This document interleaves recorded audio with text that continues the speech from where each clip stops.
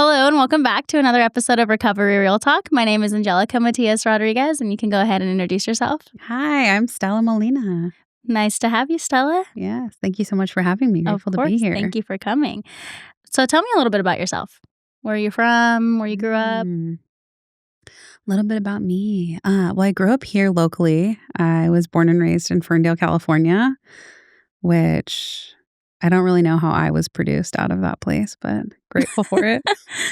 But no, it was really cool. I was born and raised in Ferndale, and so I got to have like classic small town upbringing, which was really cute and sweet. And when I was, I don't know, when I was like 8 or 10-ish, my parents split up. My dad moved to Southern California, and so then I sort of bounced back and forth between the two. Um, but yeah, I ended up back here. Nice. And yeah. Where in Southern California was your dad? He was in Costa Mesa for a while, and then we spent some time in Corona. So I actually did high school in Corona, which was like, tripped me out. Oh, nice. Yeah. Wait, so you didn't go to Ferndale High?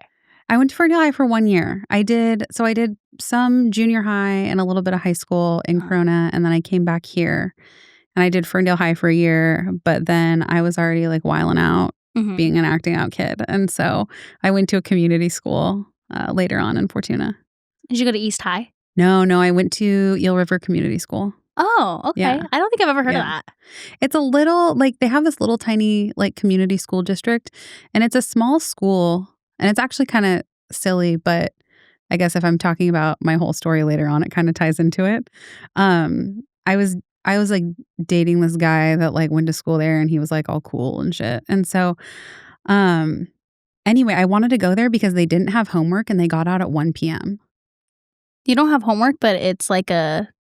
Yeah. How does that make sense? I don't even know. Well, I think it's like, so I got my parents to let me switch to that school, but it's like all of the kids that have been, that need like special learning programs or that have been, expelled from all of the other schools. It's kind of like the last house on the block. Yeah. When it comes to school. And almost like continuation kind of. Yeah. And so most of my classmates there had like a pretty rough go of it. Lots of like kids in and out of juvie, lots of drugs, alcohol. Yeah. How did you get your parents to agree to that?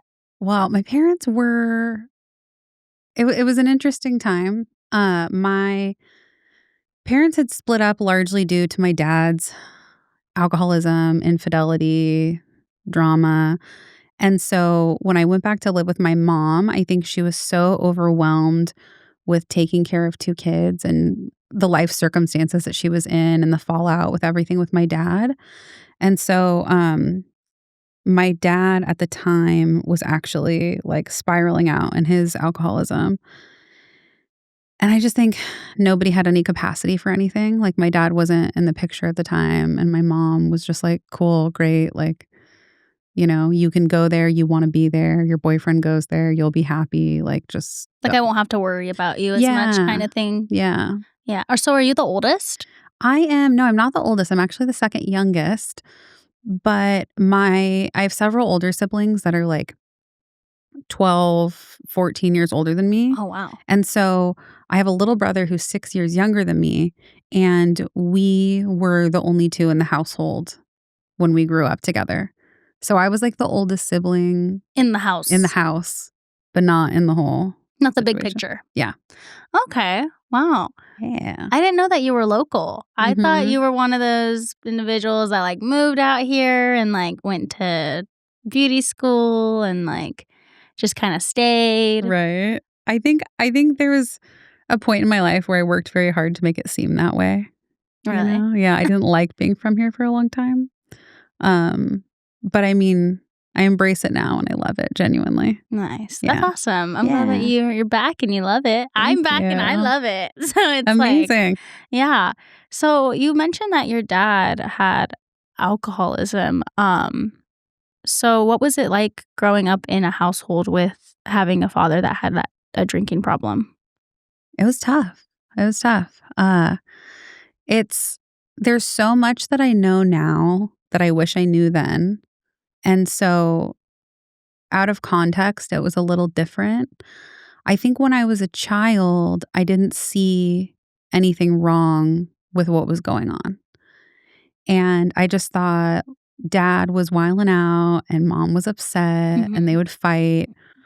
And I remember a few years ago, I found a journal from when I was a kid and I was like 8 years old and I was like, Dad's drunk again. And so it was, so anyway, apparently like I knew what was going on. Right. But I guess without rabbit holing too hard, my dad played up the role of like the Disneyland dad. Mhm. And he would take us to do everything. And he was the one that had money and he was the cool guy. And mom was always the one who was like upset and, on and on. And I didn't realize what she was dealing with. Um, but my dad, when he crashed hard. And so he was a binge drinker and he'd taken my brother and I to live with him. And so there were many years where I was his care provider and, he would just drink himself into oblivion and it'd be me alone caring for my brother. He was in and out of the hospital consistently because there were a lot of medical consequences for his binge drinking. And like when I was a kid, he was like hanging out in trap houses and would like leave me in the living room and he'd go do his thing. And so anyway, but at the time when it was happening, I had no idea that it was like bad. I was like, "Oh, these are my dad's friends." Yeah, I feel like you were just so used to it. I mean, being 8, you're like, Yeah, "Oh, dad's drunk again." It's like totally. was normalized in the household. So when your parents did separate and you went to go live with your dad, it was just your normal dad's behavior. It wasn't anything Totally. different. Totally. So I mean, I can see why. Do you think that when you say he was a binge drinker, was he just like the type of person that just couldn't have one drink?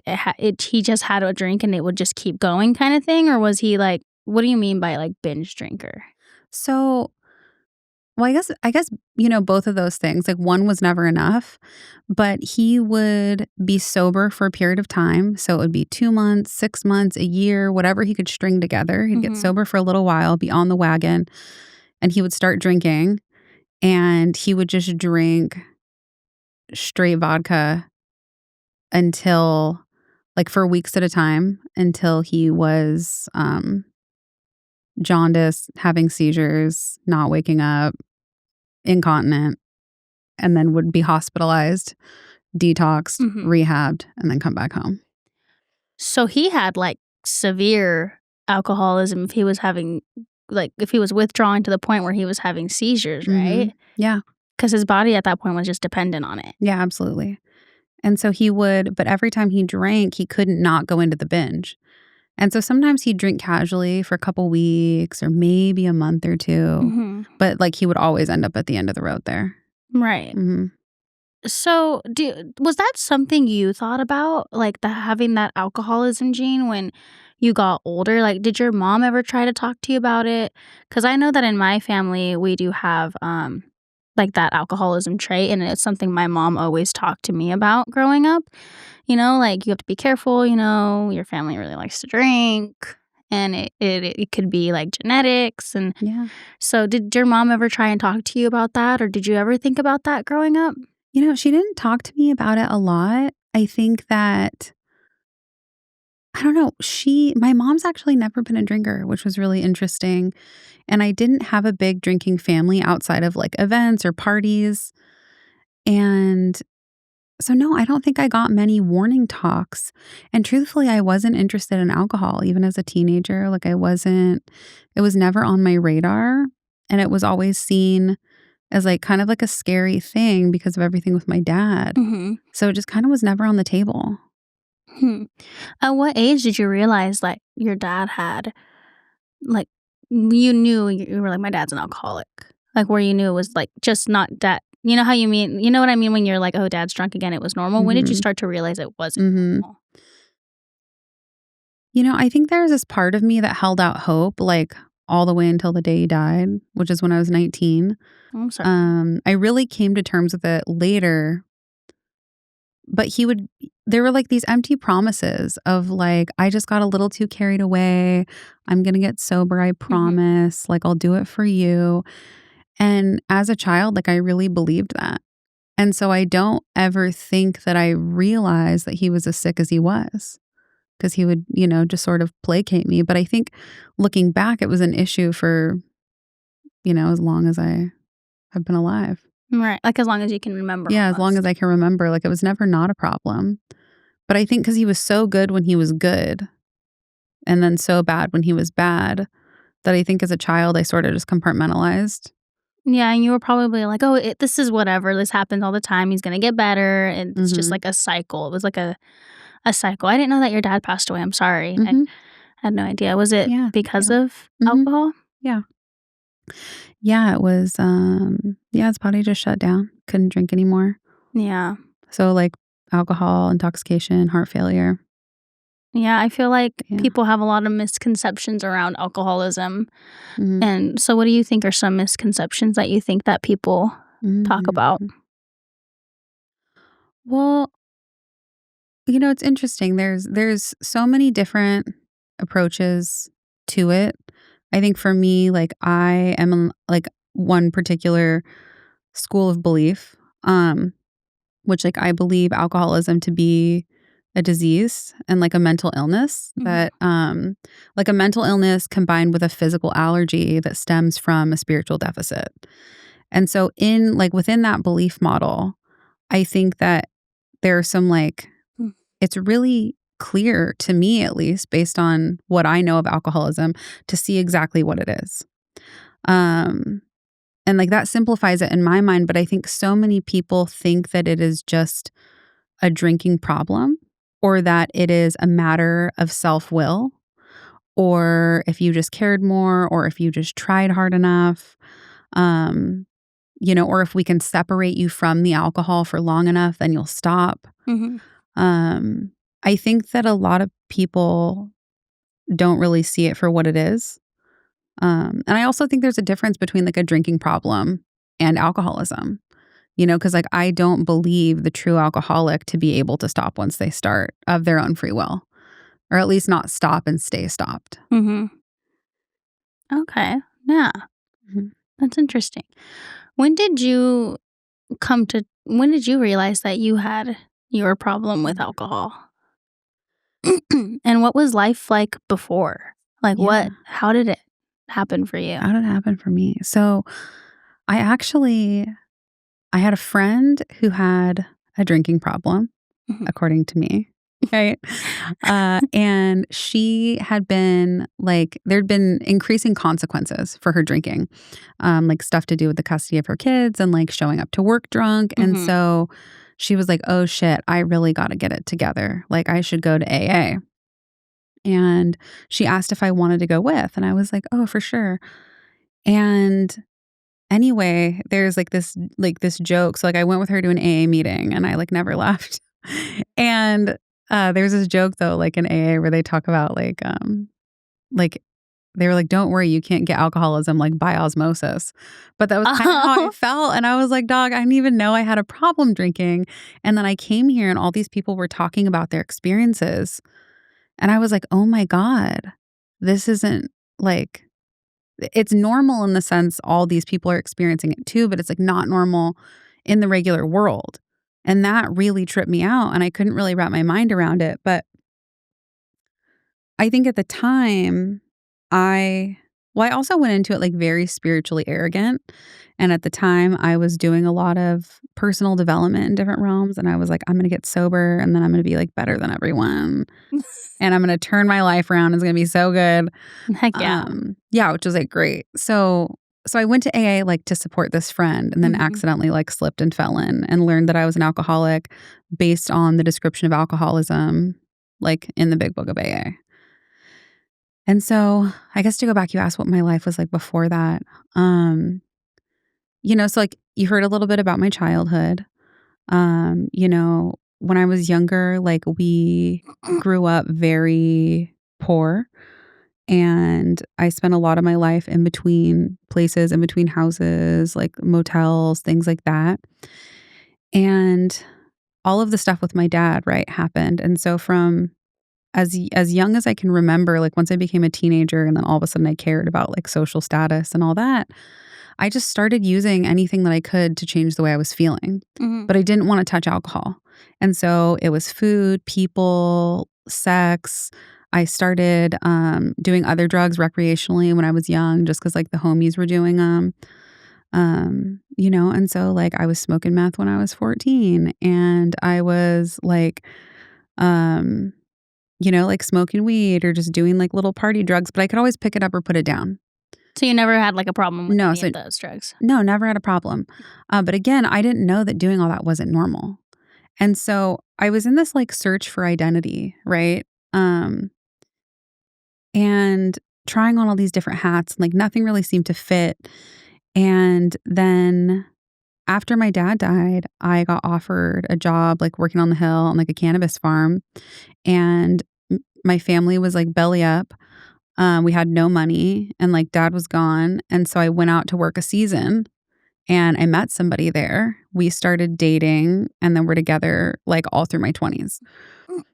And so in that relationship, I think that like I thought that all of those pieces of identity I was looking for would click into place once I had like a partner or a career or like more money or like getting out of I don't know, like I think for so long my biggest dream when I was a kid was just to be like the hottest girl in the trailer park because like the bar was set really low. Oh my And then all of a sudden all of my needs were met and we were making like I mean it was back like during gold rush times and so we were making like a $500,000 a year. I lived out in the middle of the woods. Like I had the partner and like the white picket fence and the dog and the 2 trucks in the driveway. And I had my entire life built for me. And I was miserable and I had everything I ever wanted. And stuff got rough between us. And I think that like I woke up one day with this intuitive thought where I was like, life has got to be more beautiful than this. And I don't know how, but I've spent the last decade building a life that I can be proud of and building something that I think will give me esteem. And I hate myself and I want to die. Um, and so I left that relationship and I like turned my whole life upside down and long story short, I left that relationship after all those years of work, after all of the success we had. I left that relationship with $43 and was crashing on my mom's futon.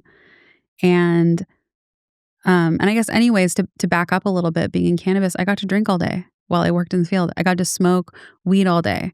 You know what I mean? Then everyone needed to be awake again, so we were doing a bunch of blow. And that was like my life for years was It's drink like party life up there. totally, yeah, and Yeah. it's just like party life. So You can casually do just whatever you want. yeah, drinking and smoking and doing hella coke super regularly, but never having a quote unquote dependence because I Mhm. still was like functioning. Right. Um, and somewhere in all that mix, I went to beauty school. Uh, and so anyway, yeah, I left that relationship though, and I had absolutely nothing. And I still didn't think I had a problem, but it was like I found myself miserable in this life that I built. And then I left that life only to be like more miserable and to leave it with nothing. And then just like proceeded into this downward spiral.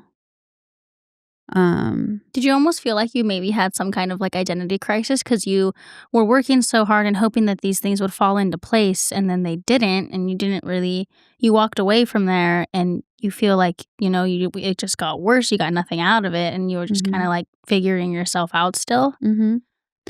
Yeah, it was definitely a big identity crisis. And I think that my whole life has been an identity crisis. And I think that for me is I think when it comes to alcoholism, like, there's always that thing inside of us that like the insecurity or whatever it is stems from. And I think for me, ever since I was a little girl, I was always looking for, a source of identity. And I never had it for myself because I didn't know how to. And so I had it in all of these external things, but then it was like never good enough. And so I think when I left that life, I was like, oh my God, like I'm on my ass. I have nothing. I could have stayed there and I could have at least been like relatively, relatively comfortable or like financially secure or like, you know, um, but yeah, I think that there was this sinking pit in my stomach that something better was out there, and I didn't know how the fuck I was gonna find it, but I knew that I had to leave my entire life in order to do so.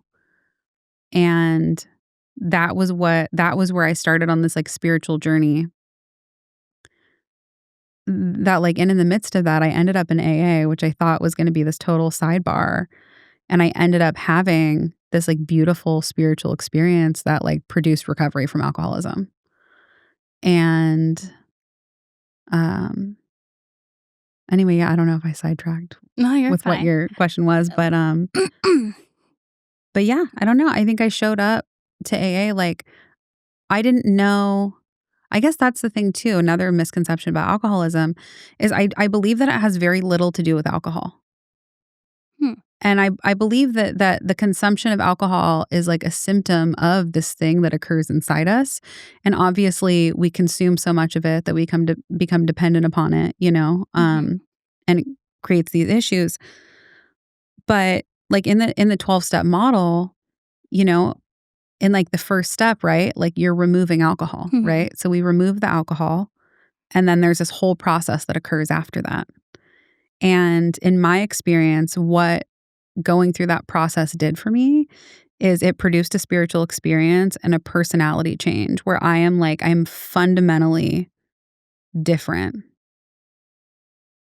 in like every way imaginable after that process. Like it changed something in my brain and in my spirit. And I believe it's that change that occurred that brought about recovery. Wow. So you had like almost like an awakening when you went to A and you're like, "Oh, wait. This is exactly what they're describing it's exactly like the lifestyle that you were living?" Is that when you came to terms that you had Mhm. alcoholism? I think it was more so when they were describing the way they were feeling, Mm. because everyone's like war story sounded a little different, but they were sharing about this sense of like pitiful and incomprehensible like demoralization. And they were talking about the inner mechanisms of the mind in regards to the drink, and it wasn't so much like what they were drinking or how much they were drinking, but just like how they were in their mind. Um, and because I really think that I had the opportunity to get sober pretty young, and I definitely feel like had this situation not happened the way it did, that I probably would have, like, continued down the road for a while before I ever saw it to be a problem. And so I think I identified most with, like, the mental illness aspect of it. Right. Yeah. So how long have you been sober? I've been sober for 6 years. Dude, that's Yeah, thank awesome. you. Thank Congratulations. you. What do you think were some of, like, the biggest challenges that you faced Mhm. during your recovery period? Mhm. I mean, there's a lot of life stuff, right? Like, life Mhm. still happens, Right. and that's really hard because I'm all out of vices. And so that's been tough, but I think truthfully,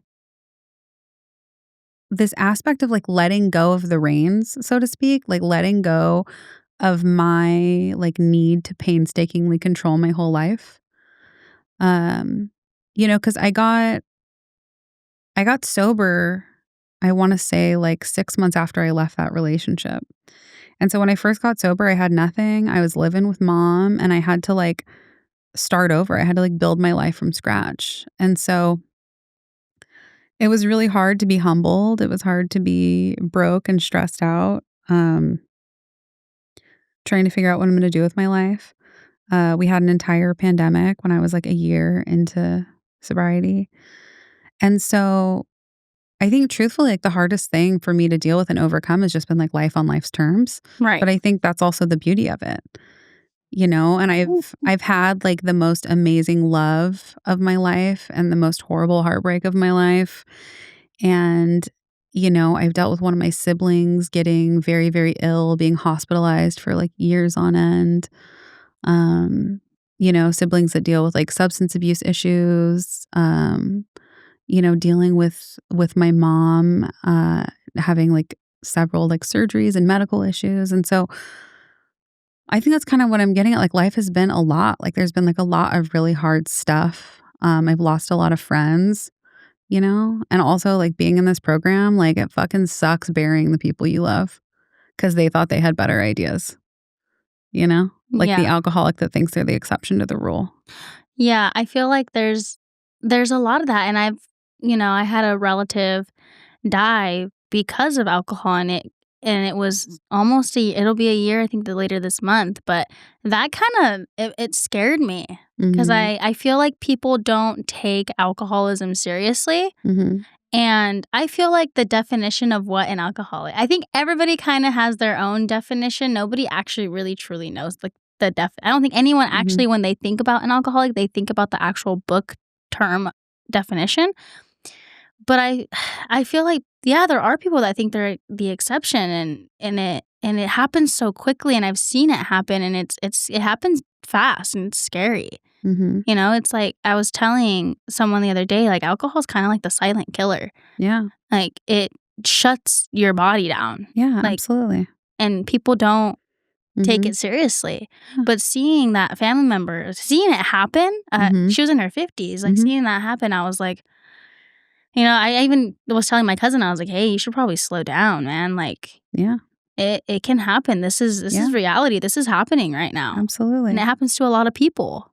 Mhm. It does, and it happens fast. And it's like right, like the silent killer thing. Like I think that alcoholism is, like I mean it's like I believe it to be like a progressive and fatal illness. And so like we can remove the alcohol from the person, right? I can just not drink for years and years and Mhm. years, right? But what I've seen in my experience with other alcoholics is that when you start drinking again, you pick up where you left off Mhm. and like usually worse, you know?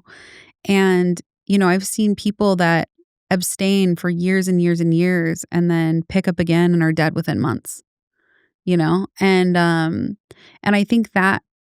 is I think that's the thing is I think a lot of people don't really realize how, um, I don't know. I think alcoholism is like very, very cunning, very sneaky, Yeah, you and, know? like, it's weird how it affects different people, Mhm. 'cause, like, there are people that can drink their whole lives and Mhm. nothing will happen to them to an extent, Totally. and then there's people that pick up that habit and they're dead in, like, a couple years. Yeah.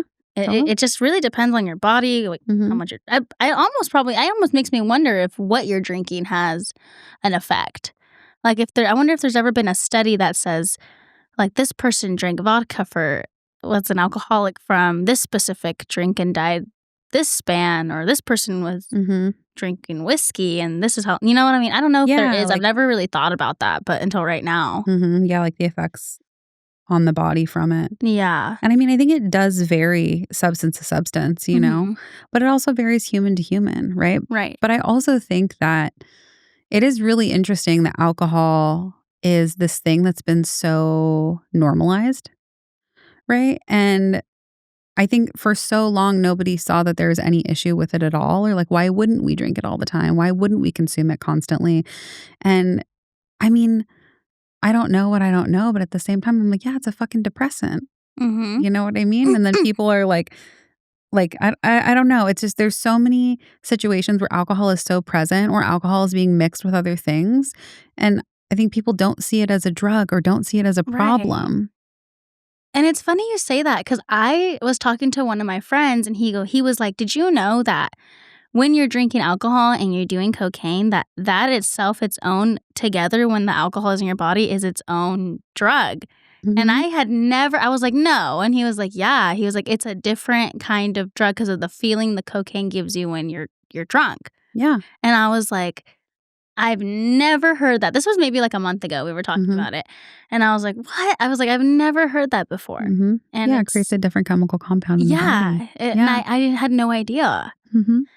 But you're right, I feel like, yeah, I feel like alcoholism isn't talked about enough or isn't taken seriously because it's something I've always thought about, like, when my mom would warn me, like, "Hey, your dad's families, they have, like, that heavy drinking gene, you need to be Mhm. careful." Because I used to party and, like, growing up, and I have gone periods of time where I don't drink. I think, like, not too long after my 21st birthday, I didn't Mhm. drink for, like, a year, over a year, and then, I like to I like to drink and stuff, but, like, it's always a thought in the back of my head that I'm scared of, especially after my aunt had passed away. I was like, "I don't want that to be me," and, like, I wish people would take it a little bit more seriously because it really wears on you, and Yeah, they don't.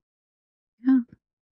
No, it's true they don't, but I think that humanity in general is really disconnected. Mhm. Like, I don't really feel like the average human is that connected to their body to even really, like, know what's going on, Right. you know?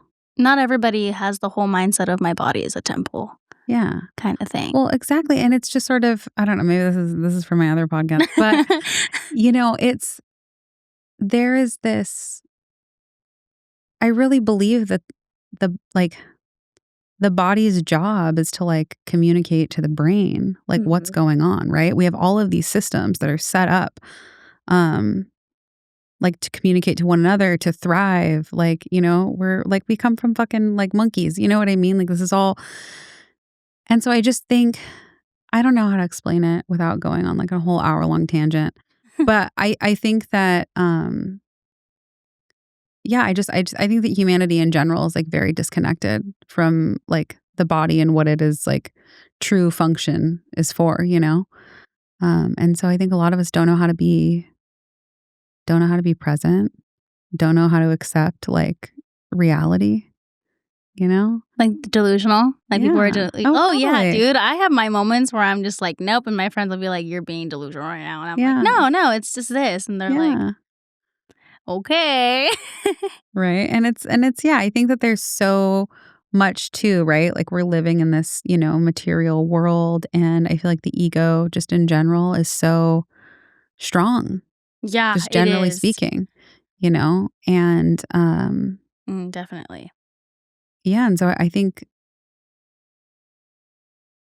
yeah, and so I think that, some people end up farther down the road than others, like, when it comes to addiction, but I think that, like, we're all just people that are trying to, like, stay afloat, like, we're all just trying to stay above water, and some of us have a much uglier, way of doing that than others. I always think about what if they brought back, like, the prohibition?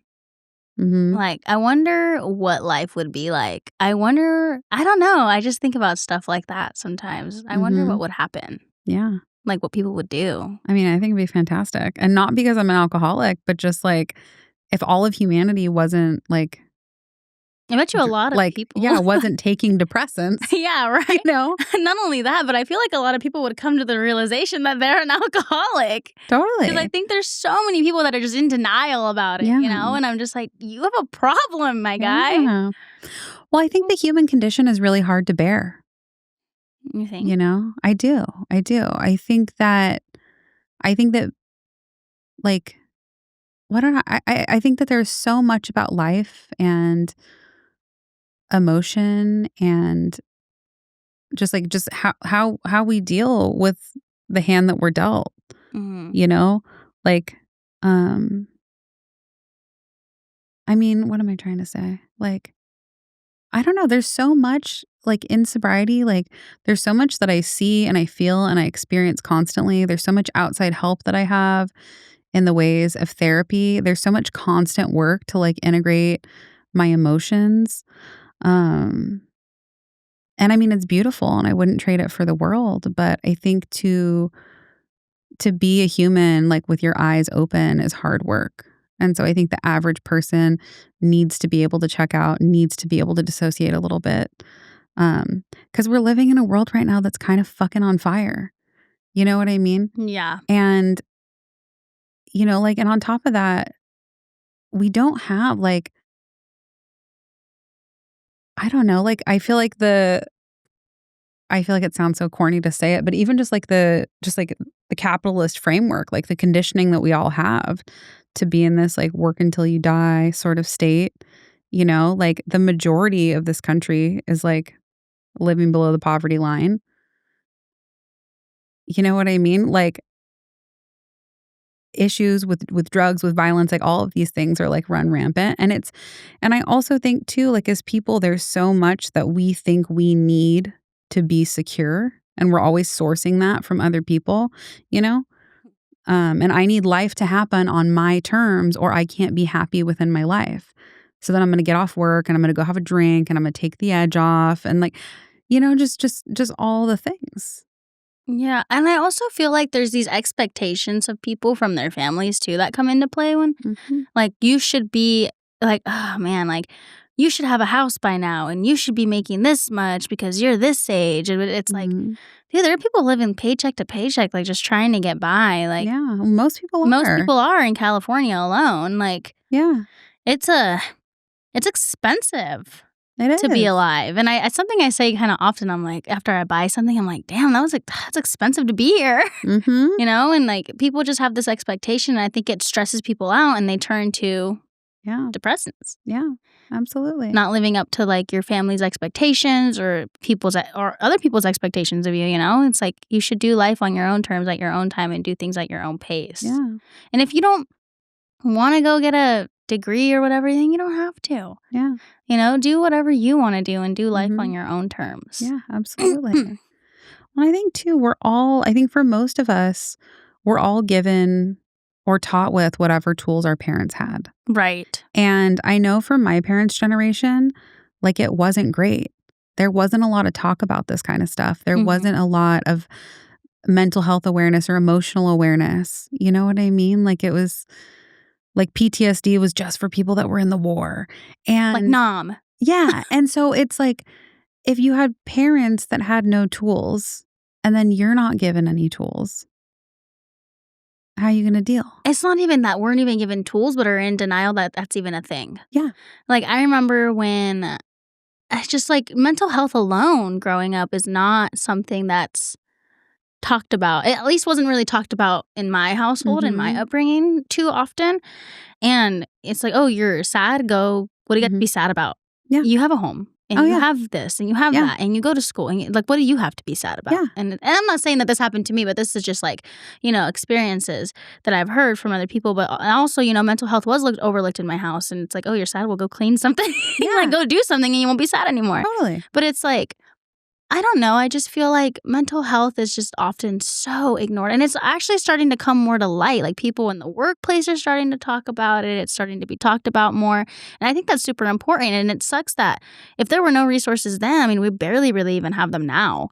Like therapy is so expensive. Like I'm like blessed I have an employer with health insurance and stuff. But like people, what about the people that don't know where to start? And Yeah.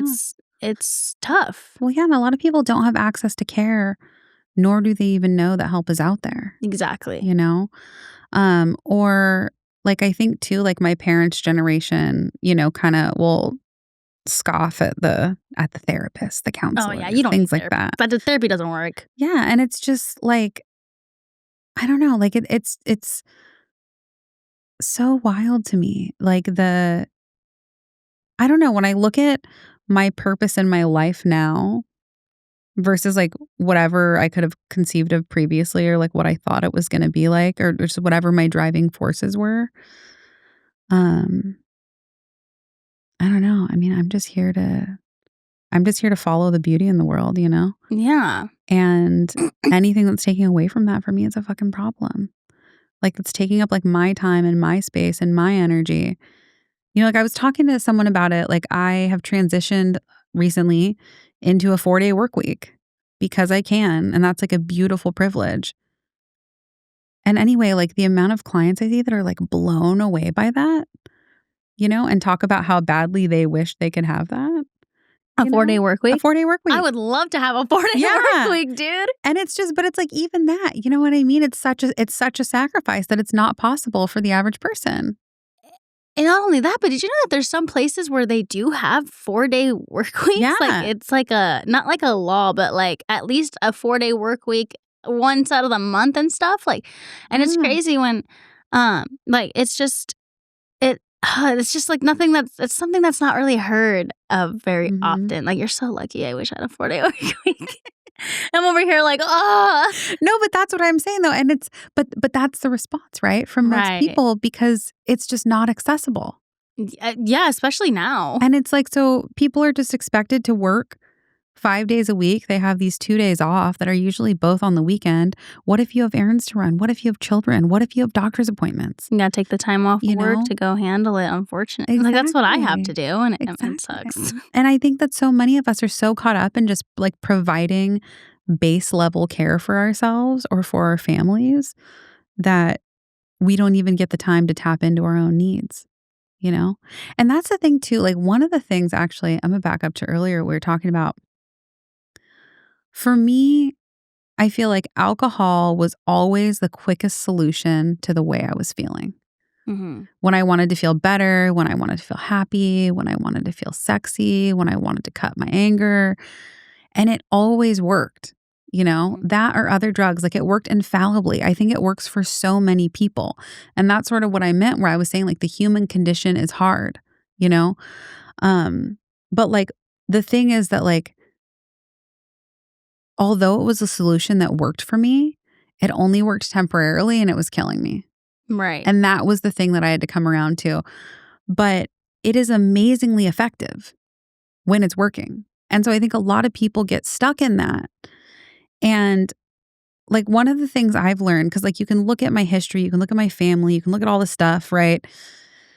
And I think that like anybody looking at that on paper, right, could say that like I was probably like destined to become alcoholic based on what happened to me as a child, like based on my circumstances.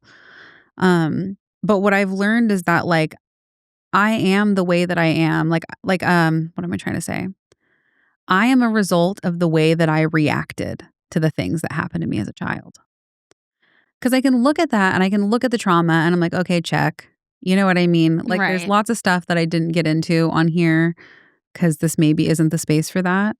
But like, there was like significant trauma and ongoing abuse like throughout my childhood Mm. that was rough, right? And still affects me to this day. But because I didn't have tools, I wasn't given tools, I didn't have any self-esteem, I didn't have support, I had to learn how to cope with it.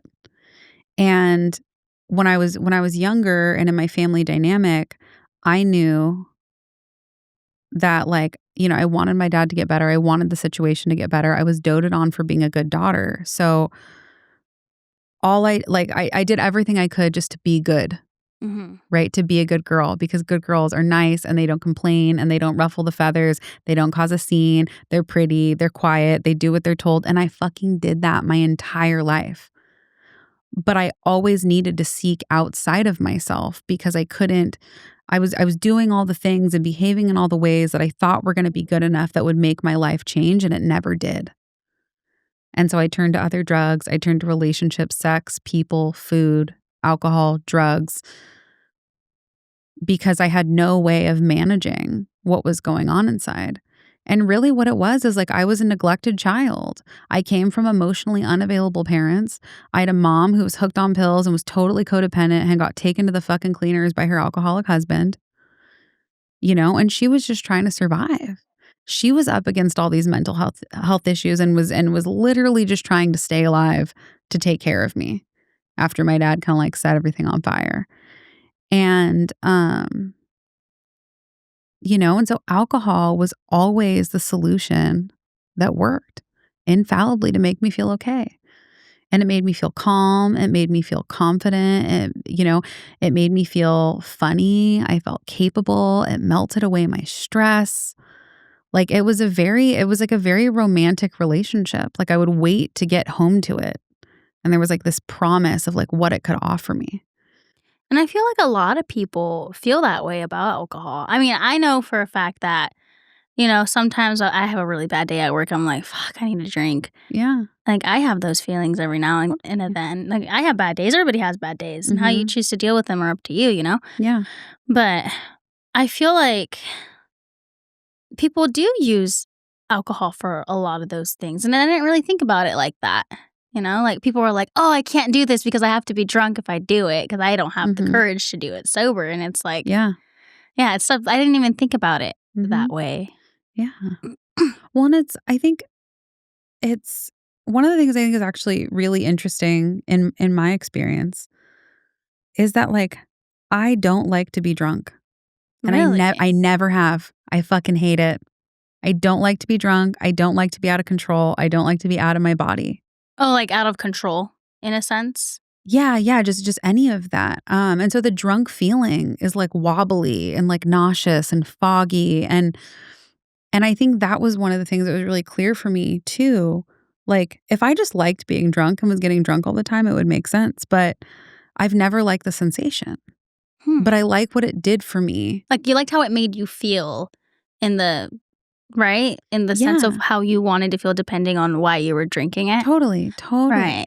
And so throughout my drinking, I had this, like, perfect, like, I had, like, the whole schedule, the layout, the what substances I was gonna do when, because my objective was just to stay a little bit floaty all the time. Mhm. I never wanted to get drunk because then I'd get tired, and I'd always be supplementing with other drugs to maintain a state of, like, consistency. And so anyway, I think that's really the thing, like, and part of why I didn't think I had a problem, I was like, "I don't even like alcohol," but I couldn't stop drinking it.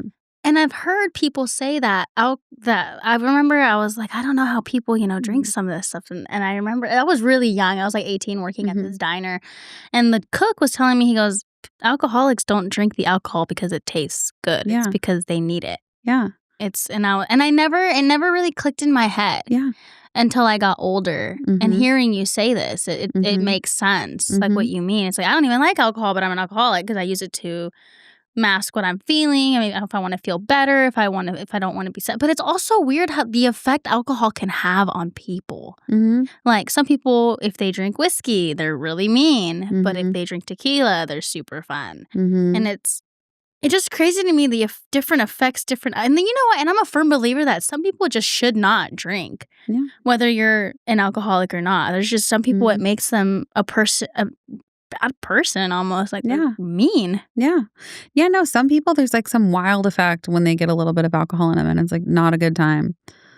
Um, Yeah. and so but yeah, I mean, it all affects everyone differently, and, like, alcohol is also made from, like, these other things, you know what I mean? Other plants, other foods, and those are gonna all have different effects on the body, so I don't know, I don't know what the It's also almost like smoking weed, like, if you eat an edible, it's like a full body high. If you smoke it, it might have a different effect Mhm. for you, but it's a different Yeah. kinda high, but it's the Yeah, like, it's same hi you know administered what in I mean? different forms. Yeah, it's almost like that, Yeah. kind of. Yeah, totally. Well, and I think exactly, and so I think all of the different types of alcohol or whatever it is are gonna have different effects. Um, or I think about, like, the beer drinkers, right? The people that just put down, like, a 30 rack a day. That's Like, crazy. that's I'm sorry, crazy. that's crazy. I know, I know. I used to know someone that did it, we worked together, and she would, like, literally, like, bring an 18 pack to work, like, in her car and just, like, get through the day, and it was, like, 5 beers in the morning. Oh my gosh. Yeah, just to get her going, and then she would, like, do 2 on her 10-minute break, and then I don't even like 3 more beer. on her lunch. I know, and it was just, like, that was her drink of choice, and that was how she maintained, but I was like, "Girl, It's 18 cans of expensive. liquid bread?" It's not even just that, it's just expensive. Yeah, Alcohol is expensive. yeah, I don't ever actually buy alcohol and keep it in my home. I've mhm, never really been the type to wanna come home and crack a drink open. Like, in my home, I have, like, decorative bottles that, like, my dad will bring me from Mexico or my mom or, like, friends and stuff, and they're all full, yeah, brand new, open and yeah, sealed, yeah, and then you open my fridge and there's milk and water. mhm, I've never really been the type of person to buy yeah, alcohol and keep it yeah, in my fridge. love that for you. Oh, thank you. Yeah. I don't know, Well, it's it's just amazing how some people too, like, I mean, it's beautiful how some people can have that relationship to it, right. you know? Um, because I don't know, I would love to see more of that in the world. Oh, thank you. Yeah. But, But yeah, it's a trip, and that's another thing too that I think, like, with the genetic predisposition, or like I have friends that are alcoholics that come from like the most normal families, like with beautiful It upbringings. just happens. It It just really just happens. does happen. It Yeah. can happen to anybody, and it's just it's not just alcohol at that point, it's anything. Yeah. It could happen to anyone, people and also people can be addicted to anything. It doesn't even have to be alcohol, it doesn't have Totally. to be drugs, it can be Yeah. food, it could be coffee, Yeah. it could be anything. Well, and Too much of anything is not good for you. mhm. Yeah, and somebody told me once, and I've always loved this ever since he said it, um, and it was in the context of, like, other addictions, and he'd said, "The drugstore is inside." He's like, "I have this, like, inner pharmaceutical, like, fucking Disneyland, right?" But anyway, he was saying that, like, my body is capable of producing all of these chemicals that I need to feel into all of these different euphoric states. And so, like, the true addict, I think, can find that in any form, right? Because we're trying to consume things or produce things that change the way we feel. Right. And so whether it's alcohol and I'm getting drunk, you know what I mean? Or whether it's codependency and so like I'm using other people to feel safe or affirmed in my own existence, whether it's like gambling or like rock climbing, like if adrenaline's your thing, we're all consuming these things outside of us to get our body to produce the chemicals that go to our brain that make us feel the way we want to feel, you know? And so I think that anything in a state of like overconsumption or habitual consumption can form an addictive pathway in the mind, Right. you know. So, your turning point would be going to AA, right? Or did you hit like a rock bottom moment at all?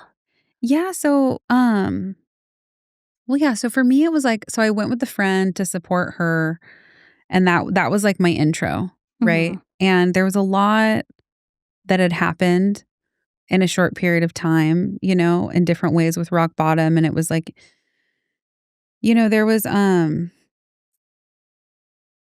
there was like some blackouts, there were some things that happened to me, some pieces that I couldn't really put together, Mhm. and a lot of behavior that like I couldn't explain to myself, you know what I mean? Lots of guilt, lots of shame.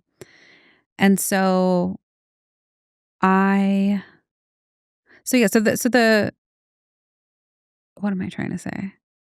So like rock bottom, I really believe rock bottom is when you choose to stop digging. Like you can always keep going. Like if Mhm. you're alive, you can still dig. Yeah. And so Makes sense, yeah. yeah. And so so like I went to AA and I started hanging out. I started liking what people said and I was relating and it became kind of like habitual. And one of the things that they tell you in AA is like get a sponsor and work the steps. Mhm. And so like AA is a 12-step program and they have this literature that like perfectly lays out this program like for recovery from alcoholism. So the first 6 months were just me hanging out and trying to figure out if I identified as an alcoholic. And I was making friends in there and like putting pieces together. And honestly, I was like, cause right, like good girl by nature, I was totally afraid that they were gonna find out that I was totally full of shit. And so I was like, everyone here is doing this like program. Like that's Mhm. another, I think that's a misconception about AA is that like you can go to meetings and get support and then you're going to be better. Like the meetings are just so other alcoholics can find each other. Like there's a recovery recipe that is the 12-step program. And so for me, like the real transformation and the real turning point is when I like worked the steps of AA and took the suggestions I was given there. And so like I don't believe that any amount like I don't believe that there was any I don't think that like my self-will did anything for me. I don't know that that abstinence from alcohol was what changed. Like it gave me enough clarity to be able to like figure some stuff out. But for me the real turning point and where all of those changes happened was within working the 12 steps of AA. Okay. Yeah. Well, that's great. Yeah. Have you ever been somebody's sponsor? I have and I am. Really? Yeah. So, how long after being sober did you take that on? So there's lots of different ways to do it. I think I did it within like my first year. But so it's like there's really cool stuff in the book if you've read it or if you care to check it out. But um it's heavily advised in the beginning and when they're describing why the program works the way it does. Like the whole thing that it tips on is working with other alcoholics. And so the like the doctors that have the doctors' writings that like contribute to like the program of AA are talking about working with other alcoholics being that like piece that's contingent for keeping the alcoholic sober. So I think that like in AA, it's really recommended to like work with other alcoholics right away, like in whatever capacity that is. And so there are a lot of people that like if as long as you are a are like a step or two ahead of the guy before you, like you can sponsor them, you can work together. Mhm. Um anyway, I lost my words. Long story short, I started sponsoring somebody as soon as I finished the steps. And I continue to do so. And some people finish and stay, some people don't. But I really think that's where the magic is. Like that's where the real relief that I find from my alcoholism is getting to share that experience with another alcoholic. And so, It's almost like being part of a it feels good to be part of, like, a community that's going through exactly the same thing. yeah, yeah, And absolutely. you guys can push each other, hold each other accountable, and Yeah, excuse me. yeah. Well, I think it's more so like if you want to keep it, you got to give it away. Right. And so, like the 12 step of Alcoholics Anonymous is, I'm like, why am I blanking? Yeah, it was like we continued to work with other alcoholics and practice these principles in all our affairs. And so basically, like, they're essentially like this design for living. And so it's like we give you a whole formula. And then the final step of that is like you have to go continue to do this with other people. Right. Um, and so I think it's really amazing. I think sponsorship gave me like a safe place where because like my sponsor has been like such a cheerleader and an amazing fixture in my life and a support system. But at the end of the day, like they're not going to keep me sober, but they get to share with me their experience Mhm. and walk me through the steps that they were taken through by the person before them. And then that's just what I continue to do with other people. It's like you're learning from the people before you that are learning from the people before, from the Yeah. people before. Yeah. So it's basically, yeah, I mean, like with Alcoholics Anonymous, there's like this book, right? There are these first 100 alcoholics that came together to write this book. And they're like, we wrote this. This is precisely how we've recovered from alcoholism. So if you follow these steps, if you follow this recipe to the T, like you will recover from a seemingly hopeless state of mind and body. Mhm. And so, like, the caveat there is like, once you get to the end, you got to keep doing it with other people. And so that's just what's been happening for like 100 years is these people wrote this recipe and it's essentially follow the recipe, bake the cake, and then teach other people how to do the same thing. And it's like, It's like the Bible. yeah, Like Jesus gave the disciples or whatever, the prophets all wrote the Bible and they're like, "Now take the good news and yeah, take this out there. spread it." Yeah, it's super duper simple. And that's the thing that I love about it. I think there can be like a lot of misconceptions about it. And I think many people use it as a support group. A lot of people think that we're like a crazy cult. Um, you I've know, never heard that. I mean, fair. Well, but yeah, we're just a bunch of fucking drunks that we're like trying to get well And hang out. and hang out. Yeah. Yeah. What are, like, something like, daily habits that you do that help you stay sober? Like, do you have a routine or anything that you do every day that you've been doing since you've been sober? So I'm definitely not perfect, definitely not consistent with like any of it. But like there is the suggestion within the steps of like prayer and meditation, which is like in cultivating this relationship with a higher power. Like I have my own practices around that. And so I really believe that, like prayer, it like prayer and meditation in conjunction to me kind of translate to like speaking and listening, right? And so I have all of these different practices where I pray out loud or I journal or I write. And like prayer sounds hella Jesus, God shit. But I mean, for the most part, like I wake up every morning and I'm like, thank you for today. Please, please guide me. Like, please show me what it is in my life that needs to be done. Show me how to contribute to my life in a good way. Show me how I can be helpful to people. Pull my head out of my own ass. Don't let me control things. Like, get in my life before I do. Because when I run my life the way I want to, I burn it into the ground.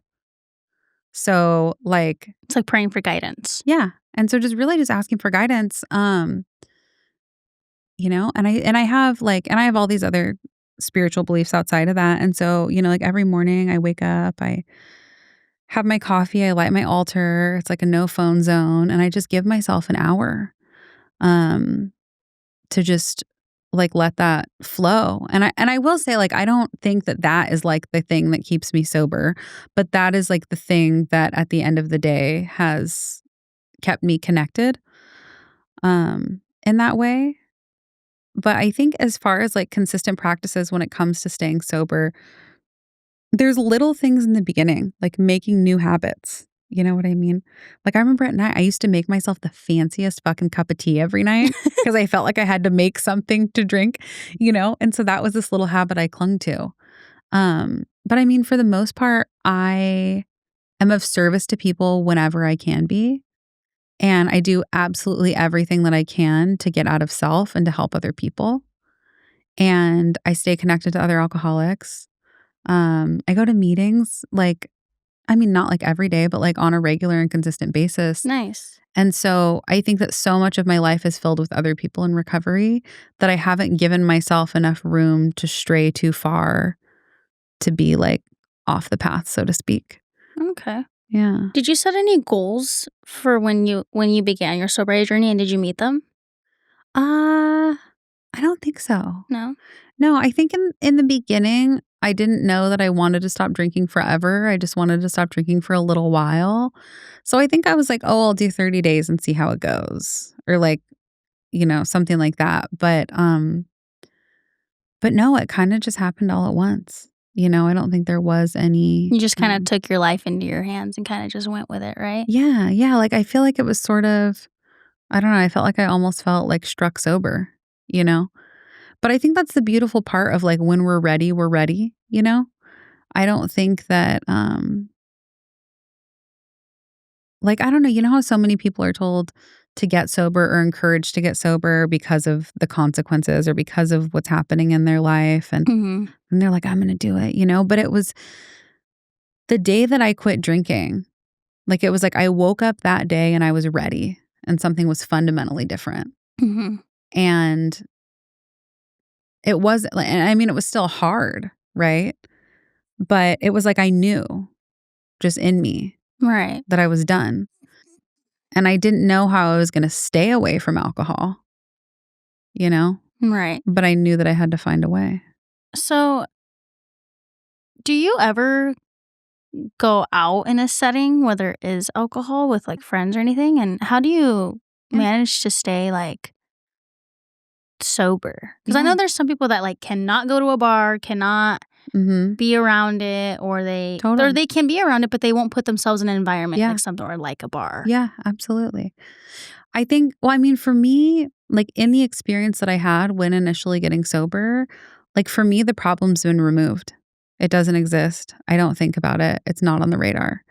Like, the mental obsession around alcohol has totally been lifted. Um, like, I mean, I'm, like, human. I have moments, like, if I'm feeling particularly unwell or unsettled, like, emotionally, like, I'm not gonna wanna go be in a bar setting. Right. But, I mean, for me, that's been the beautiful part about recovery. It's like I don't feel I'm not white knuckling it. I'm not sitting here trying to abstain. It's just been a total shift. And so like I believe that I think it's a fine line. I think that if I'm going out places and chasing vicarious pleasure, that my motives probably aren't great. And I know that if my motives aren't good, I'm out of alignment. Mhm. you know? And so for me, I think that as an alcoholic, I can go anywhere a non alcoholic can go so long as I have a reason to be there. Um, but in the beginning, when I didn't, like when I wasn't in that state of feeling yet, I remember someone was like, well, if you're gonna go to the party where they're serving alcohol, just don't drink anything at all while you're there, because if you don't have a drink in your hand, you're not accidentally gonna drink alcohol. And so, like, there were places where I would, like, Not just have a drink in your hand or anything, or, like, anything in your hand? yeah, yeah, like, I'd just be like, "Okay." You know? But I think that I don't know, it's hard to say because I don't have a lot of experience, like, with white knuckling it. I was pretty much, like, full surrender from the gate. Mhm. Um, but I think that there is so many different ways to get sober, and I don't know what that path is for everyone. Um I think that everyone's different, but I think that help is out there. Oh, And 100%. so, like, I normally tell people, I'm like, if you are trying to stop drinking and you feel like you can't stop or stay stopped, or that white knuckling feeling never goes away, or you're like up against this thing that's bigger than you, like, there's always going to be more degrees of help out there. And so, if someone's not an alcoholic and they feel awkward in a social setting, sometimes it's just like, suck it up, dude. This is socializing, Yeah. but I understand there are a lot of people that just can't function without it. Yeah. Um, It's also really scary detoxing from alcohol. oh, It's, yeah, like, absolutely. dangerous. Absolutely. Yeah, you Yeah. can have, like you said about your dad, Mhm. seizures and Yeah. being hospitalized and having to be watched while you're withdrawing because it's Yeah. not safe to be alone Yeah, in that absolutely. setting. And it's it's just crazy to me that people don't think about that. Mhm. Yeah, I don't think people realize, like, I have someone in my life that just, they just actually finished, like, a 30-day program, with Waterfront, Oh. and but anyway, when they went in, they were hospitalized beforehand because 'cause they'd had some, like, other issues, Mhm. and, the detox process was, like, a solid week long. And they were in ICU and they don't remember seeing me there, Yeah. and it's just, there's like, you definitely can taper down on your own. But I think too, like, even this person didn't realize, like, to the extent to which, Mhm. the alcohol had affected their body. But yeah, I mean, it's scary. Yeah, you can absolutely die detoxing improperly. Yeah, I remember I used to Yeah, work if with you're listening to this and you want to detox, go to the fucking hospital. yeah, please be safe. Yeah. Don't do it alone. I used to work with this person years ago. Like, I'm talking I was, like, 19, and there was this, like, I thought he was an alcoholic because he would drink so much, and he Mhm. would, like, drunk call me, and this guy's, like, was way older than me, Mhm. and he was, like, a work friend. Like, you know how you have, like, sometimes the work friend that's, like, way older than you, Mhm. almost like a but you guys have the same job, but, like, you got you just get along, Yeah. and he would, like, send me drunk Snapchats of him and, like, call me in the middle of the night and be like, "Bro, what the fuck?" And I remember one time he came to work, he's like, "I don't know what's wrong with me, like, I'm, like, sweating, I got the shakes," and I was like, "Oh, yeah?" And he was like, "Yeah," and I was like, "I think that's called withdrawal." And Mhm. he was like, "No, it's not, shut up." And I was like, "No, dude, I seriously think you might be withdrawing." And he was Yeah. like, "No, it's not that." Like, he was just, like, so against it, but it can be scary. It's like you get very sick. Yeah, yeah. Well, and I also think too, like, right, like blood alcohol content. Like, if you Mm, maintain a certain level, like, of alcohol in your blood for a certain amount of time, your blood is alcohol, bro. Like, when you stop that, yeah. it's yeah, So, I know you said you didn't have any, like, future goals at the beginning of your sobriety, but do you have yeah, any now? yeah, Like, career goals or anything that you wanna accomplish now or yeah, absolutely. I think, you know, I think, like, yeah, in the beginning, I was really just trying to find, like, beauty and purpose in life. Like, I Mhm. wanted to have a life that was worth living, a life that I felt good about. Um, and actually, that's a total lie. I did not have goals, but what am I trying to say? I made a 5-year plan the year after I got sober, Mm. and I reached it in 3. Okay. And that's amazing. Overachieving Yes, queen. yes. And I have a beautiful career that I'm very successful in, You are. and thank you. And I worked really hard for that. And, I've reached this point where I think I'm ready to just start, like, giving to, like, my community and my people in a different way. And so there's a lot of shifts that are happening in my career. um, kind of like merging my spiritual practice with my work life. Mhm. And I just want to find a way that I can use what I do for a living, like for the betterment of humanity. And so I'm in the middle of a lot of shifts in that area. And I mean, I think there's the basic goals of like I would love to buy a home before I'm 40. Uh, like my career, I'm in a space right now where like I'm an independent contractor. I don't want to open my own space right now, but I think in the future I would like to. Um, this is like there's this like well, I don't know. This is probably not for the for the I'm about to like nerd out on hair. What am I trying to say?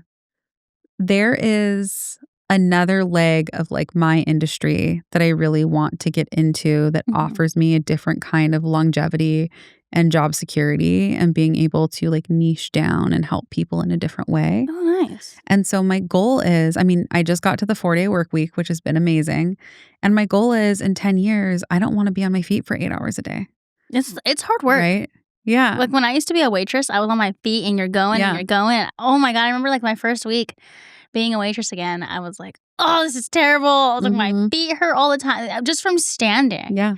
And eventually, your body gets used to it, but it's, like, hard on your body and your Yeah. back. Absolutely. Absolutely, it is, and so yeah, it's a lot. So I'm trying to rest more. I'm trying to work less. Yeah. Um, Mm. and yeah, I think at the end of the day, like, I would love to, I'm pursuing a certification right now. Nice. Um, like just continued education within my industry. And so someday I would love to open my own studio space or like a private practice. Um, and yeah, I mean, I just want to enjoy my life. Yeah, as Really, you like the should. goals are small. Like, I'm just wanna be present in my life with the people I love. Um, and there's, like, a lot of basics, like, I take care of my mom, I wanna provide for her, like, Right. I would love to buy her a house or buy a house I could have her in. Yeah, I would love to have my mom, but, like, maybe in a house next to my house, There you like a go. There mother-in-law you go, unit. yeah, if Because we can I buy, don't like, the know if we compound. could, yes, I want a family compound, Yeah, I really yeah. do. Like, I would love to have a family compound, like Mhm. and like you said, like, I'm living life, I wanna be happy in life, and it's Yeah, a lot of people are just so, like, caught up in whatever it is that's going on, it's like, "Dude, you're alive. Be absolutely. alive." Yeah, yeah. But it's hard to do, It is, and sometimes, you know? life does get in the way, Yeah. and things happen. Mhm. But I just think sometimes people forget they're alive and they're living too, Oh, and totally. you're not living to work, I'm living to live. Yeah. And so, like, my family's always like I have, like, my grandma, she's very frugal, and she'll be like, "You need to save your money and do this and do that," and I told her, I was like, "I'm not living to work." I Mhm. was like, "I'm living to be alive." Yeah. Because she'd always give me shit like, "Oh, you're going to these concerts, you're doing," and I'd be Mhm. like, "Dude, I'm here to, like, have a good time with my Mhm. friends, with my family, with you." Yeah. Like, I don't care what I gotta do. Money comes and goes, Yeah, you know? absolutely. And so, yeah, I think it's there's this thing, it's a Dan Savage quote, but he talks about the campsite rule in regards to like life, people, relationships. And the campsite rule is just leave the place better than you found it. And so I really think, and that's where like my goals are they're small in the sense like they're tangible and reasonable. I just want to leave like my family, like my community, my people like better than I found them, you know? And I don't know. It now I'm gonna have to think about this as far as goals though, right? Because I think for me, truthfully, I've had a lot of outside help the last few years and I've been major therapy, healing, some like big things. And so I mean, truthfully, like I am single and on my own for the first time in over 20 years. And I am self-supporting and I'm successful and I have this beautiful career and I have friends that are fucking so Yes. good and so insane and wonderful, and I'm trying to just, like, live and embody my life and, like, set down my trauma and allow myself to really be, and, so, yeah, I think my only goal right now is really, really loving myself and, like, Yeah. coming into complete alignment Put yourself with who first. I am. Yeah, Yeah, I feel like a lot of people don't put themselves first. yeah, You're worried. It's yeah. given bad bitch. Thank you. I try. Yeah. Yeah. So, is there anything that you wanna talk about or anything you have anything to say to anybody that could be possibly going through whatever, Uh, sobriety or maybe wanting to get sober or anything? You know, it's so funny. I refrain from giving personal advice because I'm not qualified. My I'm ego will step delusional. in. Oh, yeah. I'm like, I Don't fucking ask me for advice. yeah, I will tell don't you the opposite thing yes, of what you should yes. do. I think as pertains to recovery, I think there is so much beauty out there. I believe so deeply in everything that I am in, like, the beauty that this world has to offer and, like, everything that, like, is, like, innately accessible to all of us. And so, if you're listening to this and shit sucks and you're struggling and you want help, like, it's out there. I promise you it's out there. I have seen so many people get well. I have seen people come back from things that they thought were absolutely impossible. And, and it's a hard road and there's so many different modalities. Like, like in AA, we say that like we don't hold the monopoly on Mhm. recovery. And so for anyone out there struggling, like I think that there's help no matter what. It might be hard to find. Um, but just I don't even know. Keep on going. Yeah, I don't have like words of Keep on wisdom. keeping on. Right? Yeah, keep on keeping on. And it's I don't know what I'm trying to say. My brain just totally went No, blank. you're totally fine. It happens to me all the But time. yeah, I don't know, like for me, like getting sober, like I didn't get sober on a good day. You know what I mean? Shit had to get rough. Yeah. But help is out there. And a lot of it's free. You know what I mean? There's so many support groups, there's so many different things. Um, and you know, Yeah. yeah, Well, thank you for taking the time to come onto my podcast and share your story. of course. Thank you so much for having me. Of course. All right, guys. I will see you next time. Thank you for watching another episode of Recovery Real Talk.